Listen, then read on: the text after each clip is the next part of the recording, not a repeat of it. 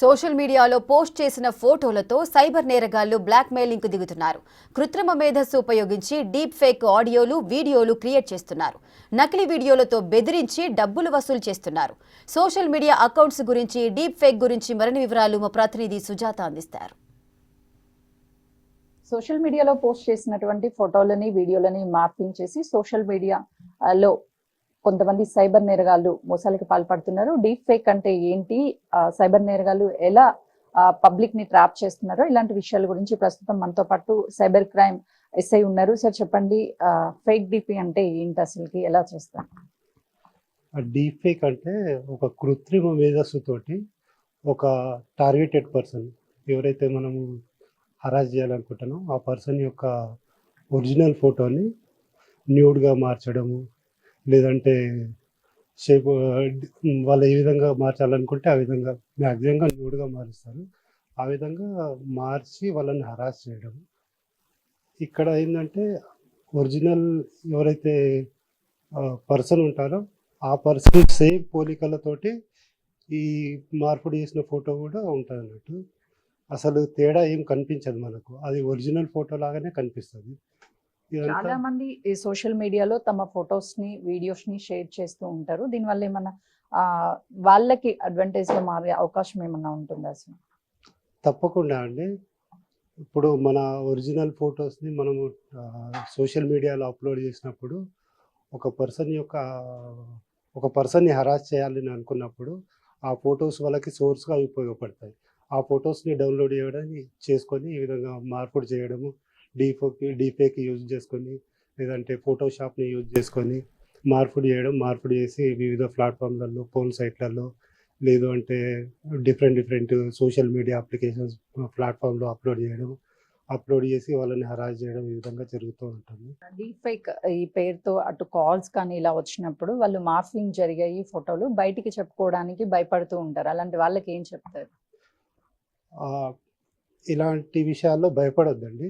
మనకు జరిగిన విషయాన్ని ఓపెన్గా ఎవరికైనా చెప్పుకోవడము, లేదంటే పోలీస్ స్టేషన్లో కంప్లైంట్ ఇవ్వడం వల్ల ఇలాంటివి మనం ట్రేస్ చేయవచ్చు.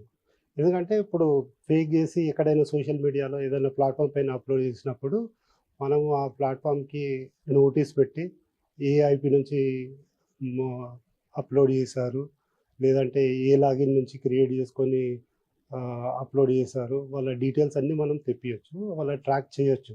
సో కాబట్టి ఇలాంటి సంఘటన జరిగినప్పుడు మౌనంగా కూర్చొని భరించొద్దు. ఓపెన్ అప్ అయ్యి ఎవరైతే మిమ్మల్ని హరాస్ చేస్తారో వాళ్ళని శిక్ష పడే విధంగా చేయాలి. కానీ మీలో మీరు కుమిలిపోయి మీరు బాధపడి ఇంటర్నల్గా మీరు డిప్రెషన్కి గురి కావద్దు. ఎవరైతే మిమ్మల్ని హరాస్ చేస్తారో వాళ్ళని శిక్షించే విధంగా మీరు ఉండాలి, కానీ డిప్రెషన్లోకి గురి కావద్దు. అంటే సోషల్ మీడియా వేదికగా పెట్టినటువంటి ఫొటోస్లని మార్పింగ్ చేసిన తర్వాత ఎక్కడి నుంచి మార్పింగ్ అయ్యాయి ఏంటి అని వాటిని ఐడెంటిఫై చేసే అవకాశం ఉంటుంది? ఐపీ అడ్రస్ వాటిని ఐపీ అడ్రస్ని బేస్ చేసుకొని మనం వాళ్ళని ట్రేస్ అవుట్ చేసిన తర్వాత ఆ డివైస్ డీటెయిల్స్ కూడా మనకు వస్తాయండి. ఆ డివైస్ డీటెయిల్స్ మనకు వచ్చినప్పుడు ఆ డివైస్ని మనము ఫోరెన్సిక్ ల్యాబ్కి అక్కడ పంపించినప్పుడు ఆ డివైస్లో ఆ లాక్స్ అన్నీ ఉంటాయి, మనకు ఐడెంటిఫై చేయొచ్చు. అటు సార్ వాళ్ళు ఇప్పుడు కంప్లైంట్ ఇవ్వడానికి వచ్చినటువంటి వాళ్ళు సైబర్ క్రైమ్లో ఎలాంటి ఫిర్యాదు చేయొచ్చు, వాళ్ళకి ఎంత టైంలోపు న్యాయం జరిగే అవకాశం? ఎలాంటి ఫిర్యాదు చేయొచ్చు అంటే వాళ్ళకు ఇప్పుడు హరాస్మెంట్ జరుగుతుంది, ఎలాంటి హరాస్మెంట్ అయినా కానీ న్యూడ్ ఫొటోస్గా మార్చడము, లేదంటే వాళ్ళ ఫోన్ నంబర్లు పబ్లిక్ డొమైన్లో పెట్టడము, ఇలాంటిది ఏదైనా కానీ వాళ్ళకి హరాస్మెంట్ లాగా అనిపించిందంటే ఆ కంప్లైంట్ని వాళ్ళు ఇమీడియట్లీ రిపోర్ట్ చేయొచ్చు. నేషనల్ సైబర్ క్రైమ్ పోర్టల్లో కానీ డైరెక్ట్ పిఎస్కి వెళ్ళి కానీ కూడా కంప్లైంట్ చేయొచ్చు.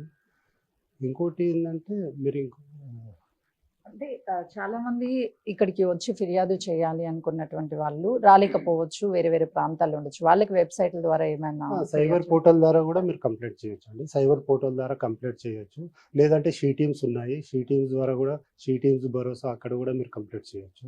ఆన్లైన్లో కూడా కంప్లైంట్ చేయొచ్చు. వాళ్ళు డబ్బులు డిమాండ్ చేయడం కానీ లేకపోతే ఇతర బ్లాక్మెయిల్ చేసినప్పుడు వాళ్ళు ఎలా ఇది ఫేక్ కాల్ అని చెప్పేసి ఐడెంటిటీ చేసే అవకాశం ఉంటుంది?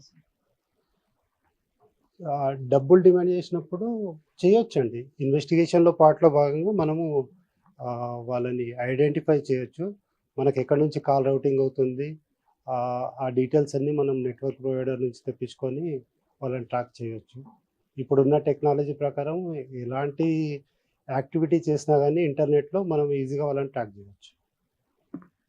డీఫేక్ పేరుతో చాలా మంది సోషల్ మీడియాలో అప్లోడ్ చేసినటువంటి ఫోటోలని మార్పింగ్ చేసి పబ్లిక్ ద్వారా డబ్బుల్ని వసూలు చేయడము, లేదు అని అంటే ఇతరితర వాళ్ళ అవసరాలను తీర్చుకునే విధంగా కూడా భయపెడుతూ ఉంటారు. ఎవరు భయపడాల్సిన అవసరం లేదు. సైబర్ క్రైమ్కి వచ్చి ఒక్క ఫిర్యాదు చేశారు అని అంటే వాళ్ళు ఎక్కడి నుంచి ఆపరేట్ చేస్తున్నారు, ఏమేమి చేస్తున్నారు అన్న విషయాల మీద కూడా అన్ని వెలుగులోకి తీసుకురావడం, వాళ్ళకి పనిష్ చేయడం కూడా జరుగుతుంది. కాబట్టి ప్రతి ఒక్కరూ అటు పోర్టల్ ద్వారా కావచ్చు, లేకపోతే డైరెక్ట్గా వచ్చినా సరే ఫిర్యాదు చేయొచ్చు అని చెప్తున్నారు సైబర్ క్రైమ్ ఎస్ఐ మహిపాల్.